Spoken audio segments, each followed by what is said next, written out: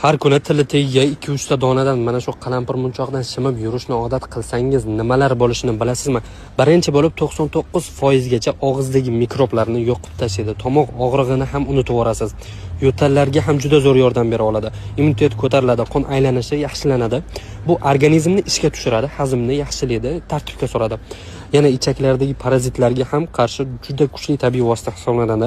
Yana ko'pchilik qalampir munchoq ozishga ham yordam beradimi deb so'rashmoqda. Yordam beradi, hazmni tezlashtiradi, yog' erishishini tezlashtiradi, qorin dam bo'lishini kamaytiradi. Ishtahani esa nazorat qiladi. Yaqinlaringizga himoya qiling, foydali bo'ladi. Har kuni tili tagiga 2-3 ta donadan mana shu qalampir munchoqdan shimib yurishni odat qilsangiz nimalar bo'lishini bilasizmi? Birinchi bo'lib 99% gacha og'izdagi mikroblarni yo'qib tashlaydi. Tomoq og'rig'ini ham unutib yorasiz. Yo'tallarga ham juda zo'r yordam bera oladi. Immunitet ko'tariladi, qon aylanishi yaxshilanadi. Bu organizmni ishga tushiradi, hazmni yaxshilaydi, tartibga soladi.